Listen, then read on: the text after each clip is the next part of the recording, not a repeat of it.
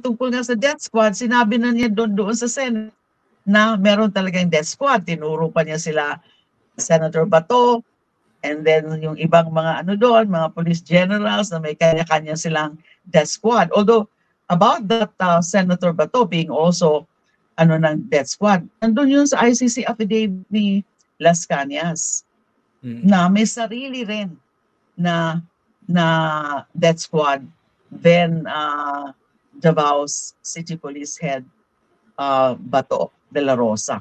So may admission na gano'n. And then pagdating sa Quadcom, ay nag-aano na naman siya. Ano, wala ako, pero meron akong personal. Ganyan nga, sinabi niya 7, composed of 7 na civilians, mga ano daw, mga gangster.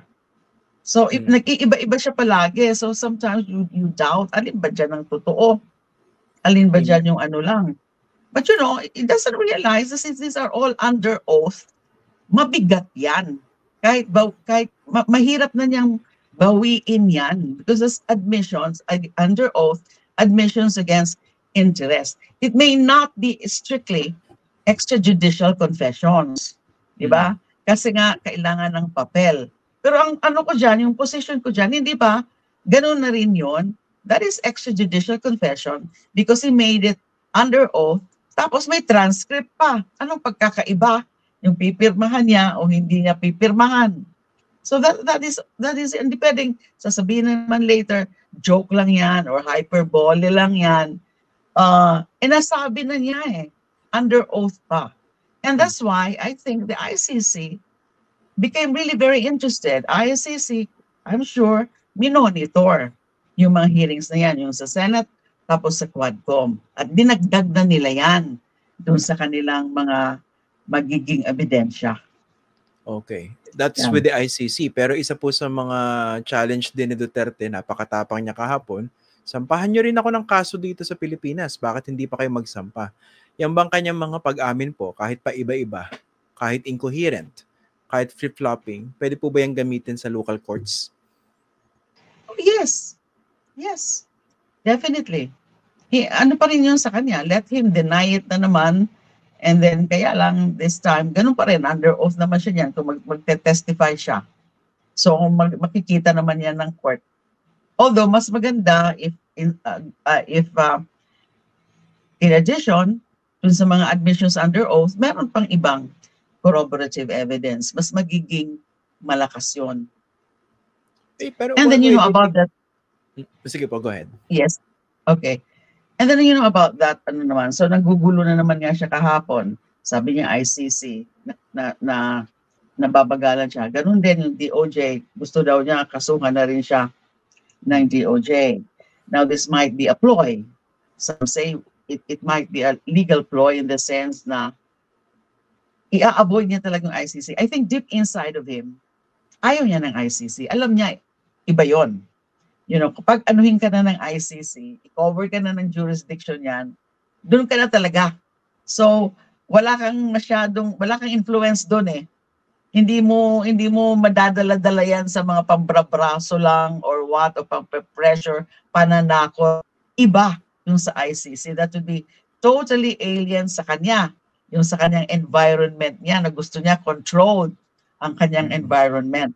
So deep inside of him, notwithstanding yung kayabangan niya kahapon, na dinidare niya yung ICC, sa tingin ko, ayaw niya yan na papunta siya sa ICC. So meron siyang isang tack ngayon na pinapabilisan din niya yung DOJ kasi nga, pag magkaroon na ng criminal proceedings na si former President Duterte mismo, sila Bato mismo, ang tinutumbok ng investigasyon na yan at mapafilan sila ng kaso dito, alam niya na yung complementarity principle under the Rome Statute hindi na mag-aano. So, dahil nga, ang ano doon is, if there is a genuine, if the state party is genuinely willing and able to conduct an investigation. But these are criminal investigations. Yeah. maaring hindi na pwede magkialam ang ICC. So mukhang play din niya yun. Kaso, Senator, medyo baka hindi rin niya magamit na lusot yun eh. Di ba? Kasi ibang paliwanag din ng mga abogado. Touch move na yan eh. Kasi yung kaso, specific yung coverage nun eh. Yung communication na final sa ICC. So kahit mag-imbestiga ngayon, yung Philippine government, it wouldn't change the fact that those alleged crimes, yung crimes against humanity, was committed during this specific period at wala kayong ginawa in terms of genuinely investigating that. Yeah, I think the ICC would really still, kahit nakikita nila na may mga ganyang developments, may Quadcom, may Senate, I think hindi pa rin yan matitinag, so to speak, yung ICC. Kasi determinado nga sila at advanced na yung kanilang stage of investigation.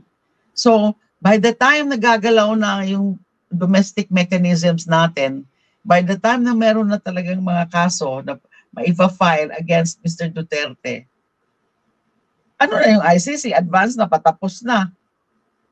Baka nga mag-issue na nga ng warrants of arrest. So pag gano'n, hindi na sila bibitiw. Lalo na pag gano'n na, nasa formal, trial proceedings. At saka isa pang problema, Senator, di ba, yung alam natin yung ihip ng politika, ng hangin ng politika. Exactly. Madaling magbago. Kasi ang tagal ng proseso dyan eh. After the midterms, pwedeng malakas na naman yung mga Duterte. So kung maupo na naman yung isang Duterte sa 2028, ano mangyayari dun sa mga kasong pwedeng isampa against them sa DOJ? Di ba? Everything is kaya heavily political. Correct. Kaya kami, talagang we are insisting na kahit may mga nagagawa na ngayon sa mga ganyan, Quadcom, hindi pa rin pwedeng umano ang ICC, huminto. Kasi yun ang natin na kung may mangyari na naman, na wala na namang mangyari, babagal yung mga proceedings, o kaya wala na talagang incentive or determination to proceed because nagbago na yung ihip ng hangin sa politika, kawawa talaga yung mga victims, yung mga EJK families na matagal na nga silang naghihintay ng hustisya, lalo pang tatagal, kung ICC ay huminto na, tapos ganyan pa yung mangyayari sa Pilipinas na hindi na naman gagalaw o wala na naman talagang determinasyon na ipatuloy yung mga kaso na yan. So dapat talaga nandyan pa rin ang ICC. We've been saying that. And also, dapat mag-rejoin na tayo ng ICC. Kasi alam naman natin, I think it's ill-advised. Sana maintindihan niya yun. Although mukhang baka lalong kinabahan si Duterte nung naglabas ng statement. Yung timing pa, kahapon nilabas during the Quadcom appearance. Si Executive Secretary Bersamin, di ba? Correct. It was triggered by yung yung dare niya sa ICC. So siya rin naman ang nun. So nagkaroon ng opening ngayon yung palasyo na sabihin na yon. Because I think, bluff niya. Alam mo, Christian, yung sa tingin ko, kahit ganun yung mga pronouncements nila na we are not recognizing jurisdiction. Although medyo nag-tone down naman ng konti, di ba? Kasi sinabi nga na we will not cooperate, but wala naman kaming, we will not prevent them from continuing the investigation. Pero I think, yan na yun ang ultimate nila na medyo na naging earlier lang. Kasi ang palagi kong yun, theory is that pag nandyan na yung warrants of arrest, wala na silang magagawa. So that's the time that they will now say, yan na, that's a perfect excuse. Wala na kami magagawa, nandyan yung warrant of arrest, alangan namin hindi tulungan sa pag-implement. Kasi nandyan na nga. Diba, Interpol commitments. Nga yung Interpol. So, but napaaga, because of that statement of Mr. Duterte yesterday, kaya they seized the opportunity, labas ka agad nung ganong statement.